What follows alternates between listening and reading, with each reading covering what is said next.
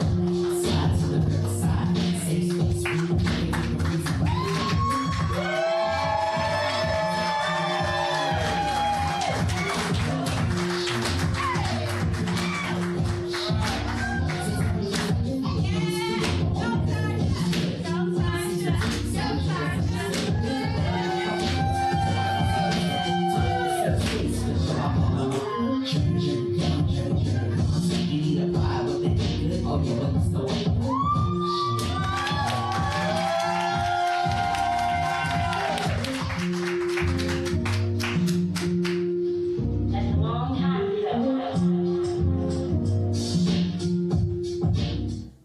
Hey, family.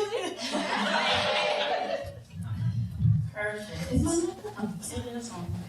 So now I gotta let you. Right, you put the. I'm gonna hold it because we're struggling. Let's do it. I'm gonna hold it. Okay. Alright. So happy to have you to Autumn for creating Fatherless and this amazing opportunity for adoptees. I think it's important, community is important. Thank you, Tarcia, for inviting me here to interview you and for trusting me with you and your story. And happy 1-year anniversary. Thank you.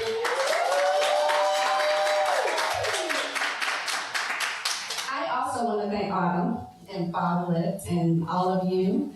And before we get started, I just want to say how incredible, like, you're always where you're supposed to be, because nobody could have told me 1 year ago to the date that I was going to be here in Chicago doing a live podcast with people that I had not even met yet, about people that I had not even met yet.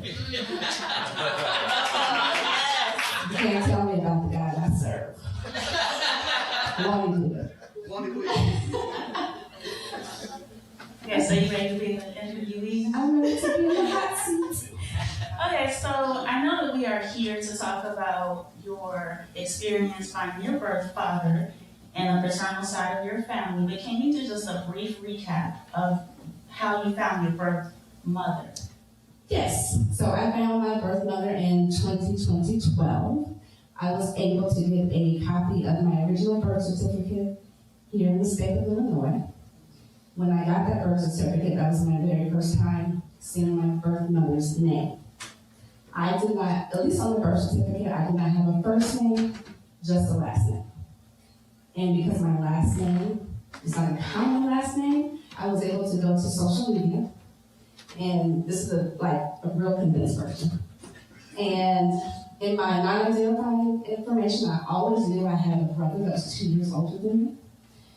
And so I typed in the last name into Facebook, and I just started looking at pictures of people, guys, black guys. And I found a person who I thought looked like me, and lo and behold, I was right. I reached out, and we actually had a mutual friend who happened to be my cousin on my adopted side. And I was like, do you know him? Asked him if his mother's name is such and such. So he reaches out, and we have sent off. And I contacted him.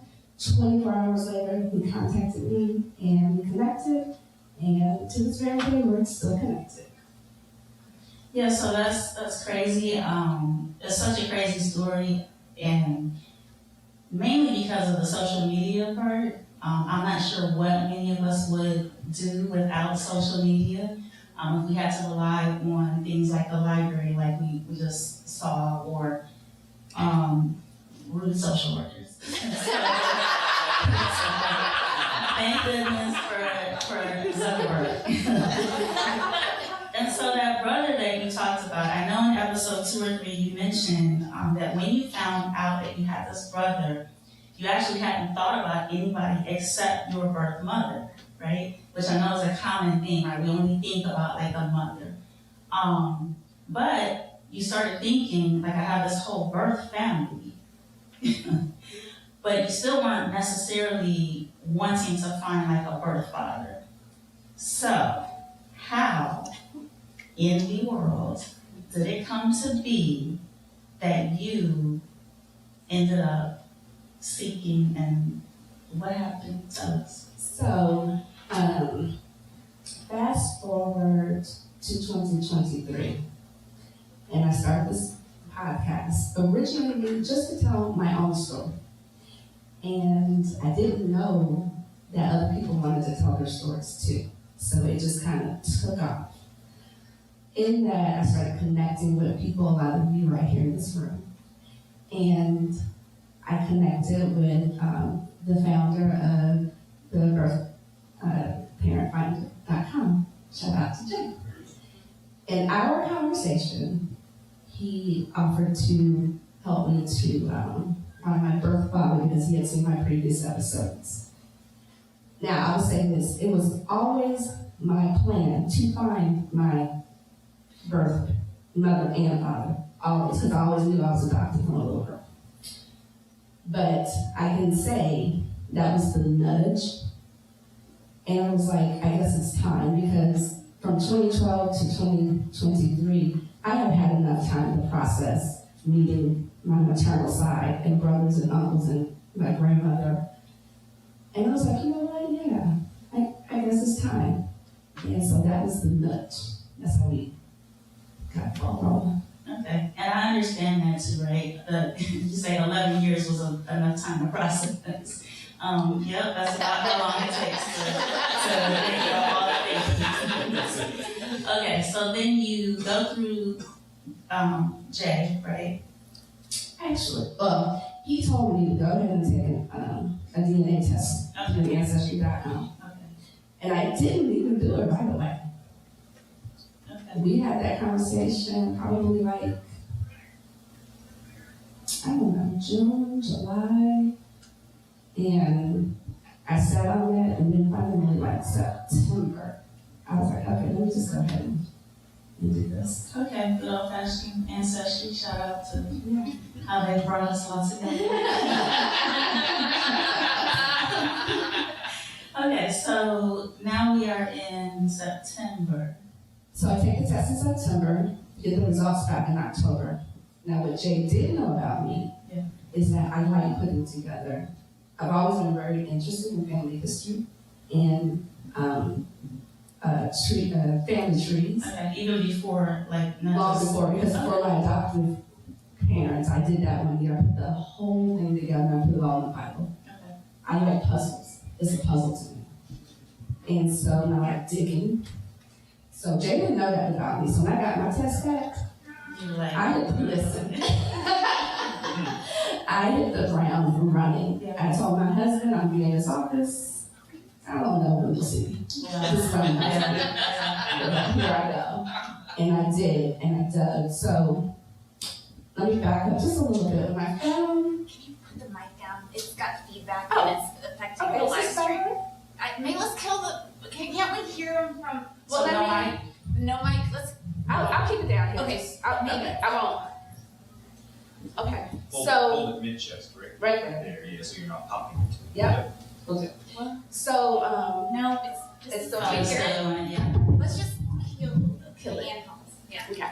So when I found my birth mother, she had told myself and my birth brother, because of course I came with questions. And one of them was, okay, so who is my birth father? She had told us that we had the same father and that his name is a man named Carl Jones. But she couldn't tell us anything else. So when I took this DNA test, I'm looking for Carl. And I'm looking for the last name Jones. But nowhere on my tree is the last name Jones until I started digging further and further, like when I got down. And what I didn't realize at the time was what I was seeing was distant relatives. It wasn't a close relative. So where I got hit with the brick wall, when I got my DNA test, because I understand DNA and I understand how this works, let me see how I can explain this. I had two cousins. They were both showing as half first cousins to me. but they were not related. And I was confused. Because if you know about ancestry, you can take these people and see who you're connected to. This person over here and this person over here, both connected to me, not connected to each other. So then I had to then call Jay. Like, okay, figure this out because now I'm confused. Now, you know. So they took person number one over here, contacted them, and she had a tree that, no, she didn't have a tree, but they kind of figured out who she was by conversation. Contacted this person over here, because now, and she had a tree, and they figured out who she was. So now they understood whoever my birth father was, you are dealing with his maternal and paternal side. That's fascinating. Yeah. Yeah. So now we got to figure out who's on what side. And by conversation, they were able to narrow down which side was which side. So now I'm going to go a step further. When they connected with this one person over here, and then they put me in contact with this person over here, then I picked up the ball and I took off running again. Because now, got it. Now I'm on a mission, I'm locked in. And from there, I understood now who my grandmother was. But I found out, still don't know who my birth father is. I just know I'm in the right family. And by process of elimination, we find out this is the only sibling that never knew who his father was. Tell me if I need to stop.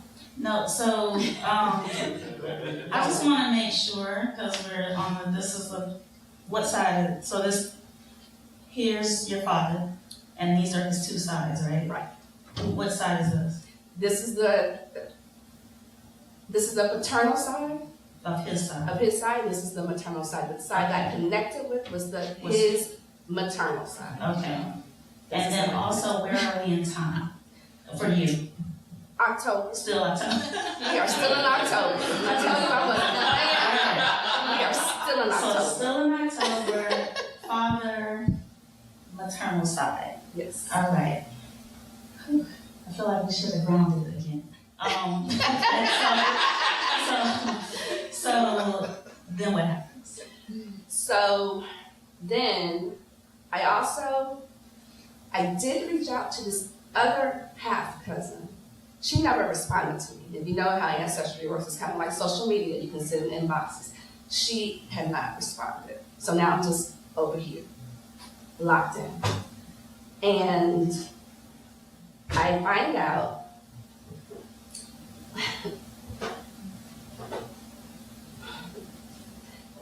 I meet other parts of this family, and I had to, everything that I thought I knew, I had to forget. I thought I knew his name. That was not his name. So it's not Carl Jones. Girl, it was not Carl. Okay. We thought we had found Carl. We was mad at Carl, but that's a whole nother podcast. We thought we had found Carl. Carl's whole life. We unnecessary. unnecessarily. Okay, so We was what hot with happened? Carl. We was Carl. And Carl might be a good man, but that was not. Something else I failed to say on my birth certificate, as you said in your wonderful play, information about the birth father is typically not there. The only thing on my original birth certificate, it said he was 17. Okay. So we have a couple of pieces. We don't know his name yet. We don't know who he is. We just know he was 17. And remind us, how old was your birth mother? She was 15. 15. Okay. And so when I began to meet members of this family, because of my face, I looked so much like these people. They were like, I don't even need to, I know you belong here. Oh God. And so, but we just didn't know who I belonged to. because what I also learned is there were 8 siblings. And I don't remember how many boys, but I could have belonged to any one of these boys. Some are deceased, some are not. We just gotta figure out who I belong to. There's only one that fit the age, but when I started seeing pictures of his daughter, I didn't look like her. And he was deceased. There was another brother who did not fit the age, but I looked just like his kids. And everybody started going, we think this, but I was like, he's not the right age. And then I told myself, you gotta forget everything. So, So wait, do you ever go back to Jay, or you just do the adoptee thing? I'm by myself now. Okay. By the time I get back to Jay, I got all this. I got all that.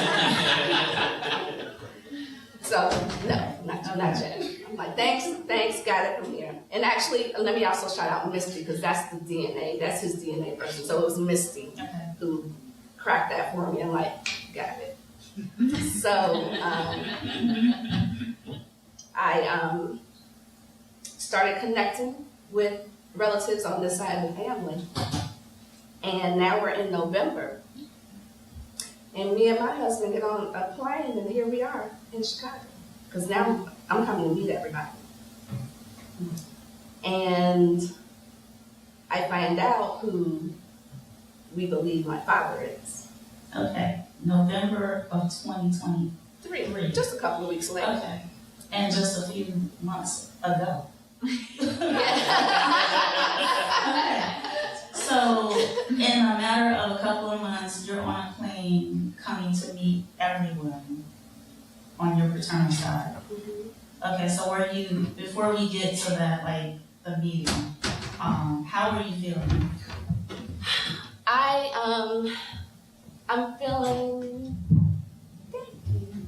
I'm feeling excited because if you know anything about me, I'm always rainbows, unicorns, and puppies. That's just what it is. All the time. No, always. Always. It is going to be fine. What?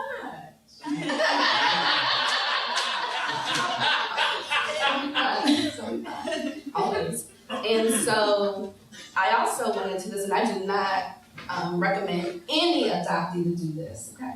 But for me, I'm like, of course they're going to accept me. Why would you not? So that's just very out there. Don't do that if you're going to do the search and review. Don't. But I did. And so I had talked to people on the phone, had started meeting relatives on the phone, so we had conversations. And that's why I felt comfortable enough to make sure, okay, here I come. And I'm going to meet who we think is my birth father.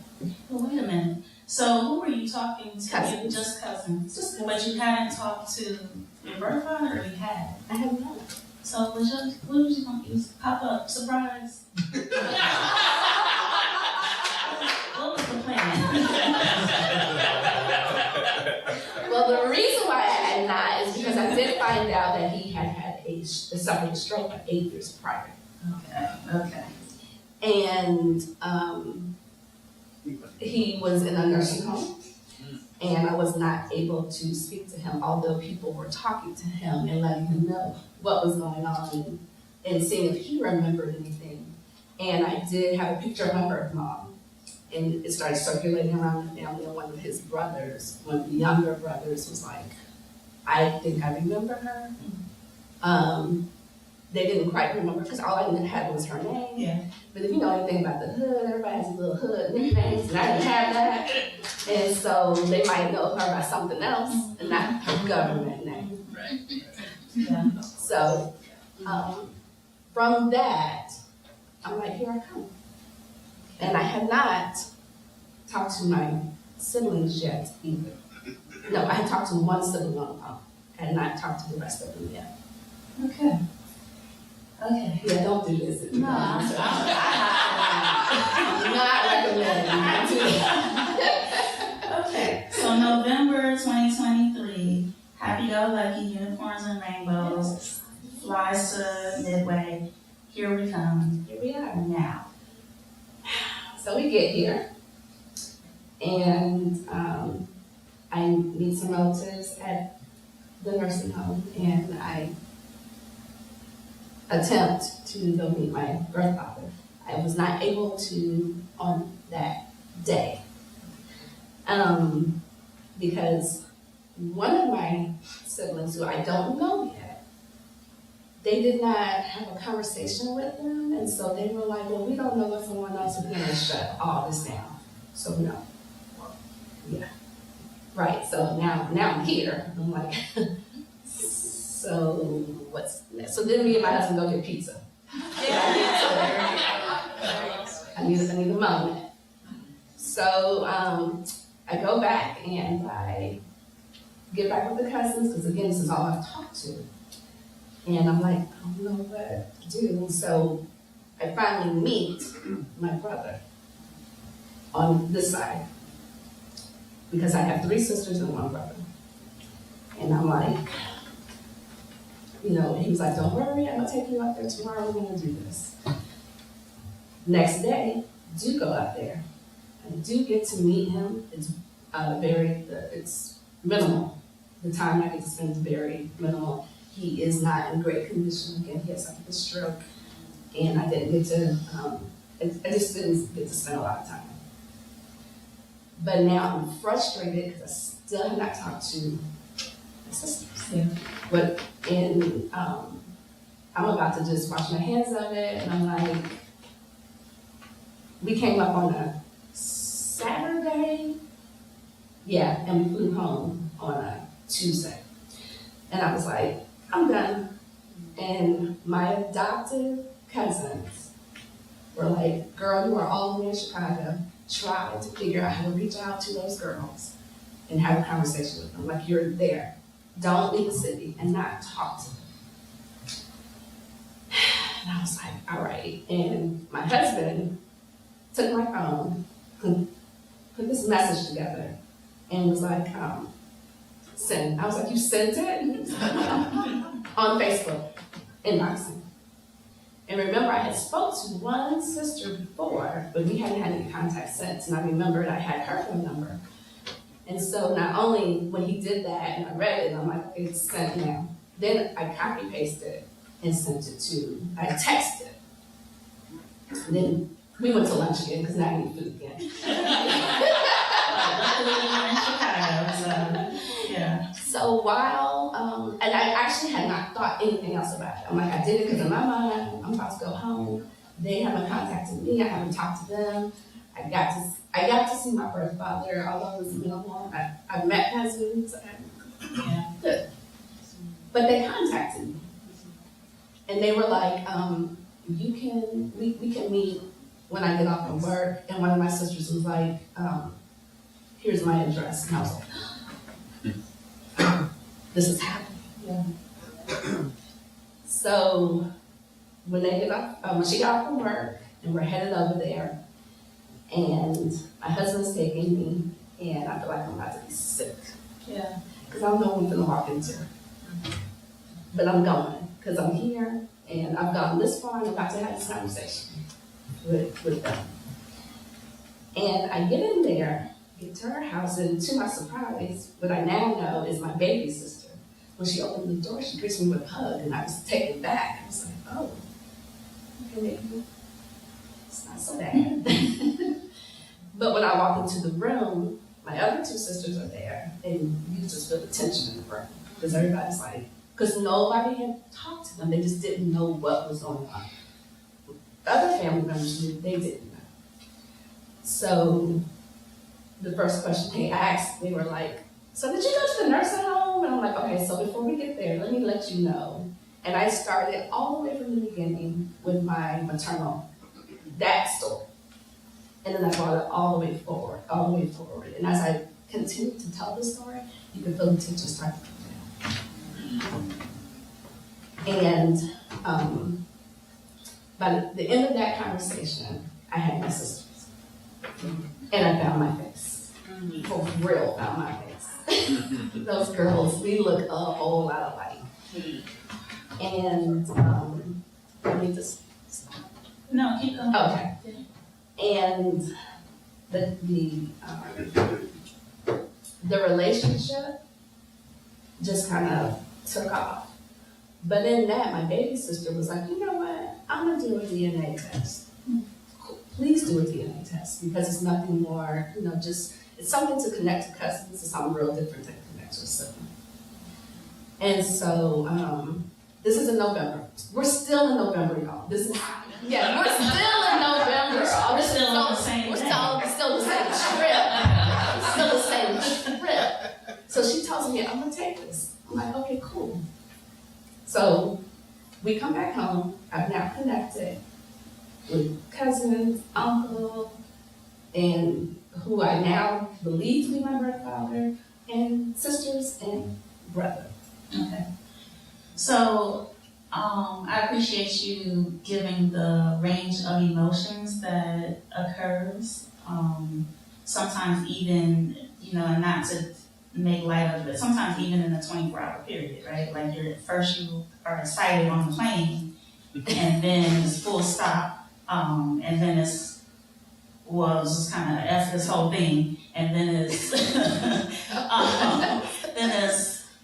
I'm excited because people are accepting of me, and so thank you for sharing the actual emotion part of it, because I think that's also something that people who are not adoptees don't understand, the range of just all the things at once, or just in waves, right? Because you're just doing like this, hoping somebody will kind of catch you, if you will, right? Yeah. So I'm still interested. So you're connecting with siblings now, and the cousins are on the periphery, or are they Yeah, still? they're, yes. Okay, so they're on the periphery, and your birth father is in his home. And what is his, so he can communicate or cannot? He can communicate. He wasn't talking on the phone, and, I guess I should say this. After I connected with the girls, I did get to go back to the nursing home and spend time with my birth father. Okay.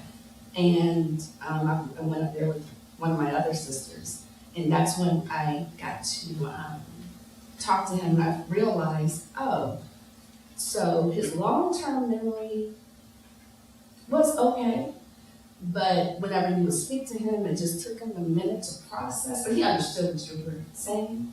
And from my first visit, when I was just up there just for a hot second, from when I went back, he remembered my face, he remembered he told me my name, so I'm like, okay, you get it, you know what's, so he knew what was going on. Okay, that's what I was wondering. Yeah, he knows. Okay, so now we're still in November. What's next? So, my family, my husband and my youngest son, we always take a trip for the holidays. And this year, we so happened to have not even planned what we were gonna do. Usually it's already planned, locked in. So when I came home in November, because of how everything went, Right. I was like, I feel like I didn't get enough time. Let's go back to Chicago for Christmas. My husband was like, oh, we were just there. Remember, I live in Florida. And I was like, I just feel like I didn't get enough time. Like, I feel like I need to go back. He was like, all right. So we came back, but this time we drove back. We made a whole road trip. It was a whole thing. Like, we didn't do straight through, like we stopped. It was a whole thing. So we came back and we spent Christmas with my sisters and then with my brother on my maternal side. And I did get to spend more time with my birth father when I came back. And lo and behold, while I was here, my baby sister gets her DNA results back. It's a girl. So all that happened, it's locked in, solidified. These are for sure my people. I got to meet a couple of other relatives, and I kept getting that same thing. Girl, I don't need that DNA test. Look at your face. Y'all have to go to my social media page to see these people. And But how was Christmas? Holidays are such especially here, like culturally, holidays are such a big deal for families. So how was it spending Christmas? I admit, when I first walked into my sister's house, it was a little weird, like, wow, this is happening, like, I'm spending Christmas with people I just met. Right. Because what I did was, I went to my maternal brother's house first, and we spent time there, and then, lo and behold, he lives 12 minutes from my sister. And so then we drove over there and spent time. But as the day went on, Nothing, like, it's fine. Yeah, It's that's like, amazing. okay, so this is where I'm supposed to be. This is That's fine. amazing. And we also, because we spent some time here, that's when The Color Purple came out. So me and my sisters went and saw The Color Purple together. And that would be our first outing as siblings. So, Yeah. Okay, so, and I'm sorry, I was thinking The Color Purple is not the best Christmas movie, but. no, but it's so okay, it's a supportive. memory. Now. It's a Right. right. And we have to go support sisters. Yes, right. Yeah. So yeah, we have to go support. So that's what we do. Okay, so after that, now you're in, we're all good. They know you're the person. I am the person. You're not coming to No. wreck the family. I'm not. I'm not the family. Okay, I might be So- projecting. So what happened No. to that? So it prompted my maternal brother, the one I met back in 2012, to say, I wonder if these are my people too. I'm gonna go ahead and take an ancestry DNA test. So he takes it. We find out these are not his people. We are not full siblings. And Carl Jones might be his father. I don't know.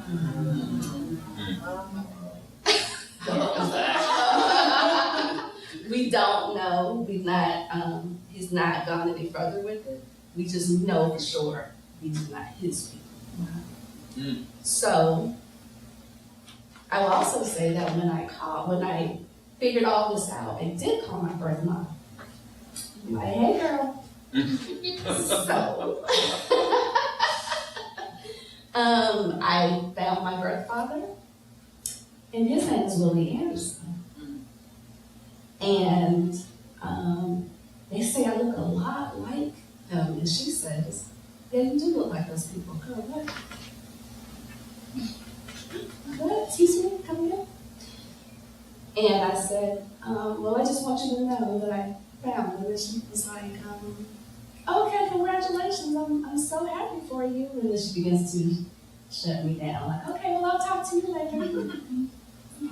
So I did let her know. That's the only conversation we've Ever had? ever had about it. Yeah. Yeah, and I mean, that's pretty common, as you know, from interviewing so many people. It's such a range of responses from birth mothers, from acceptance to denial and everything in between. Now, I will say this. Again, she was only 15. And what I did find out was my birth father was 22. Oh, not 17. Not 17. Okay. Who knows? I don't know. Because nobody has been able to convey what the story was. I don't know. So I'll never say, oh, she lied. She just really, I don't know. Yeah. I don't have any answers for that. I really don't know. I just know what it is. I know that he's my father. He's my birth father. She's my birth mother. That's what I know to be true. Yeah, those are the only facts. And also to hold space for the idea that it was a long time ago.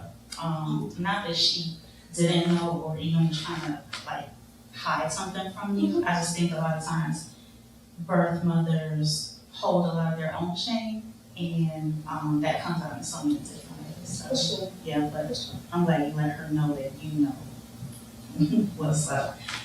So are we in? We are December because we had Christmas. Yeah. Okay. So in December, we have Christmas, and we go to the New Year, and life is life, and I have these conversations and having these relationships, and lo and behold, I end up right back here in February on a work trip. So when I come back in February, I get to spend more time with my siblings, and we went to dinner, and it was a whole thing. You know, I see my my brother on my other side, and you know, the relationships are like blooming. So this is, February. I come back home, and Let's go. Let's go. It's okay. 2 weeks later, on March 11th, I get a phone call that my birth father has passed away. Yeah, you wanna take a second and breathe? No, really. And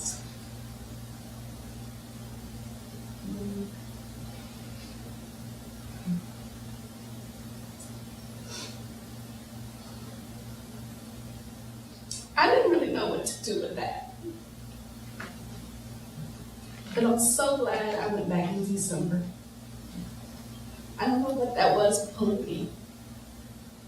Maybe it was that.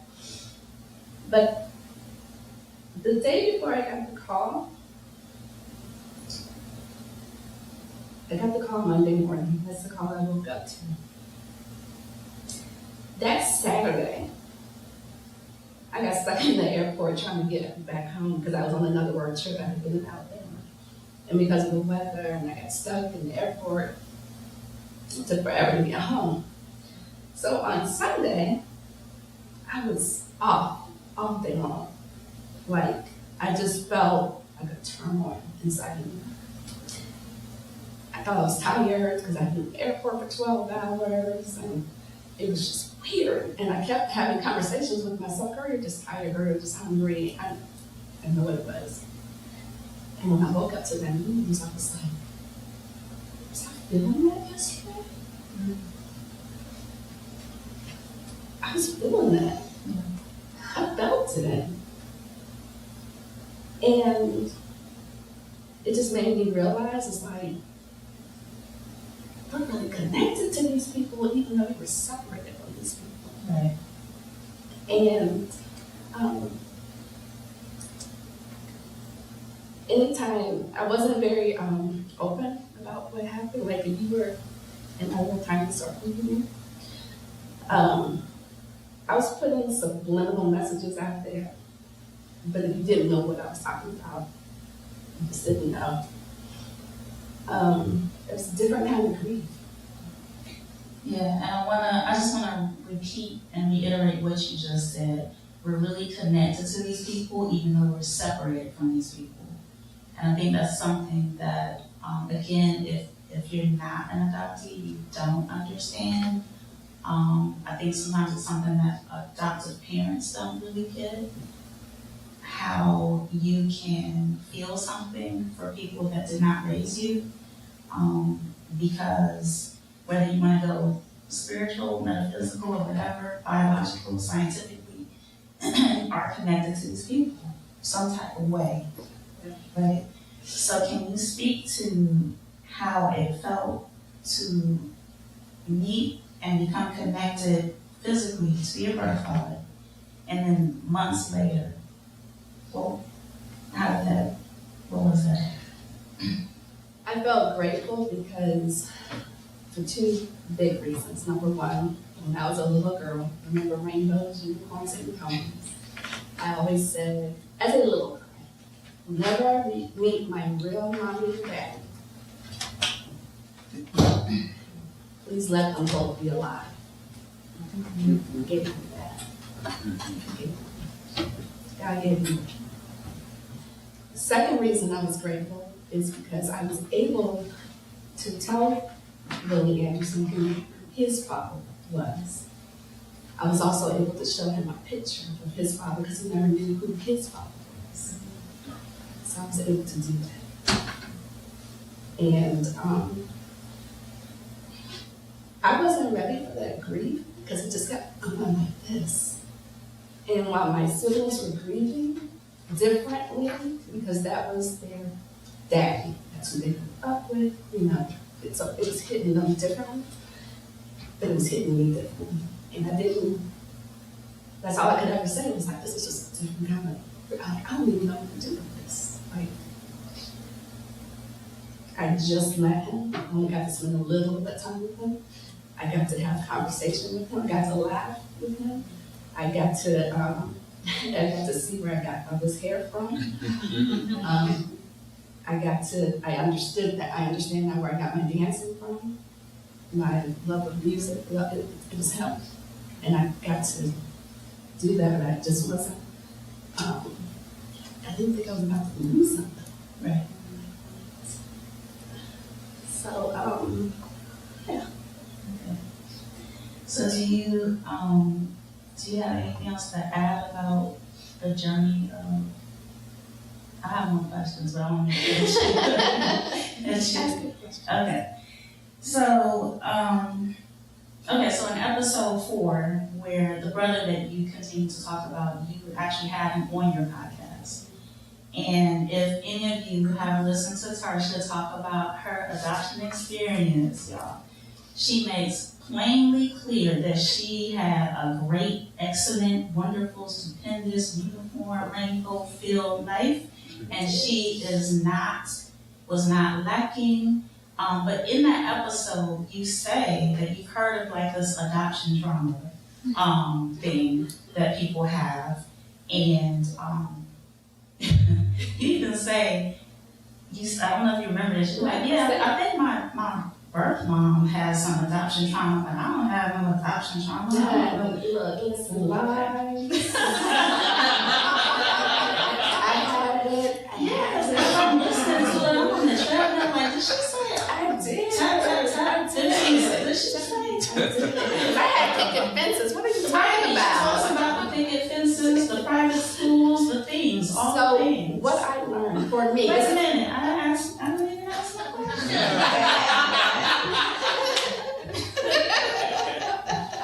Okay. Literally, almost to the day, a year ago, right?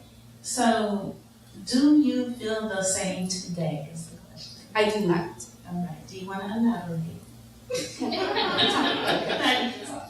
For me, this is what my epiphany has been. I suffered from adoption trauma, but I didn't realize this until much later on in life. I didn't realize the clinginess, the abandonment issues that I had. I didn't know I had. The way I responded to things. I was like, oh, girl, you're dealing with some adoption stuff. But when that conversation is never being had, how do you know to tap into that? It never, ever crossed my mind. I just like, oh, this is who I am, this is just what I do, this is how I move.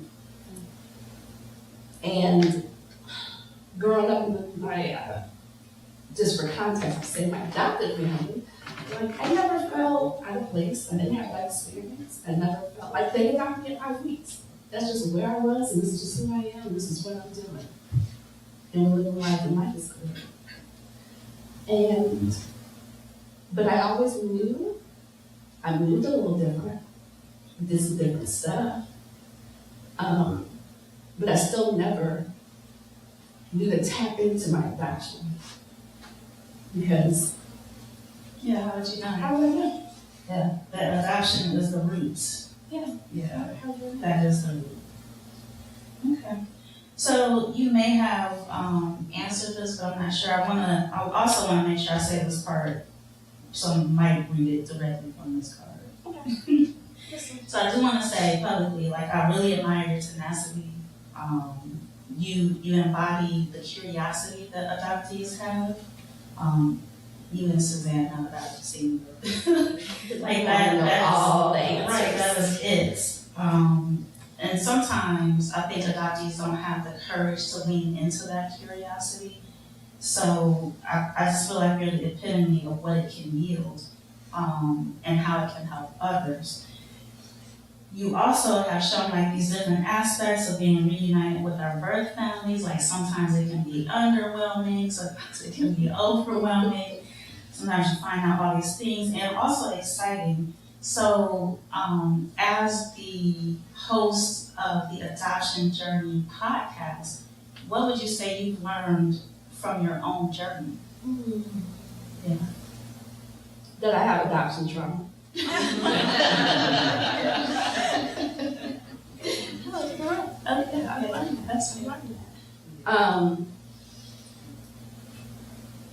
It has allowed me to learn how to do some self-healing, do some inner work, and understand more about myself. Because things I thought I knew, and I'm like, oh girl, you don't know. Yeah, no. And it makes me really different. It makes me attack relationships different. It makes me just look at things just in a whole different light. Yeah. And talking to all the wonderful guests I've had on my show,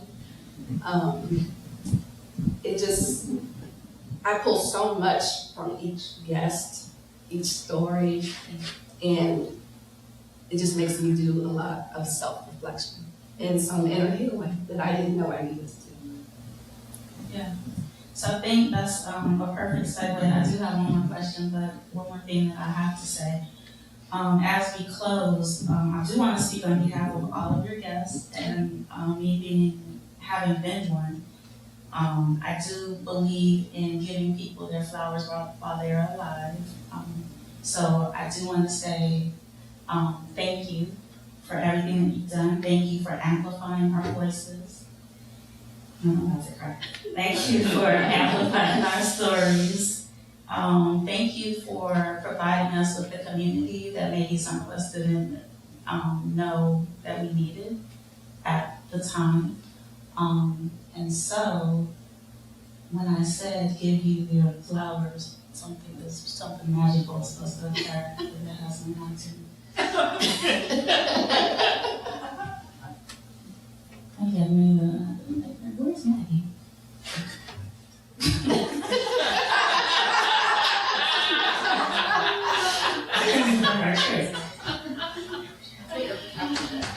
Okay, so while we're figuring that out, I'm glad I didn't cry. So you like to ask all of us a final question. So my final question is, what advice would you give to anyone in the adoption community? My advice would be to love yourself. Please love yourself. Please know that you are enough. If you decide to do the search and reunion thing, it is a personal decision. Don't let anybody sway you one way or another. And if you decide to do that journey, go into it with an open mind, knowing, just be ready for anything, because you just don't know. Please do not do that to Thankfully for me, it worked out. Don't do that. And tell your story, because this is so therapeutic, and you don't know who you're helping. So don't be afraid to tell your story. And it doesn't have to necessarily be on the open platform like this. So if you want to be a guest on the adoption journey podcast, you can be. But tell your story. Don't be afraid to tell your story. So that's what I would say. Perfect.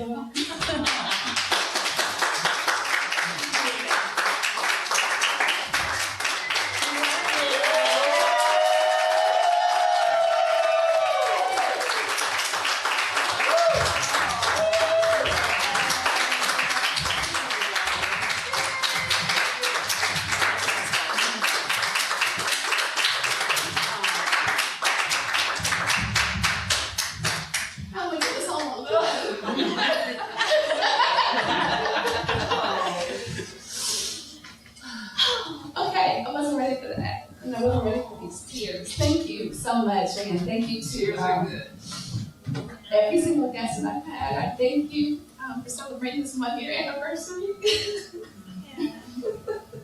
It's not really crying. And watch! Just thank you.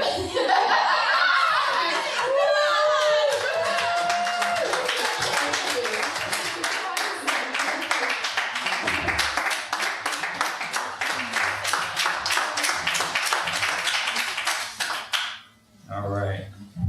That was fantastic. Really, really enjoyed it.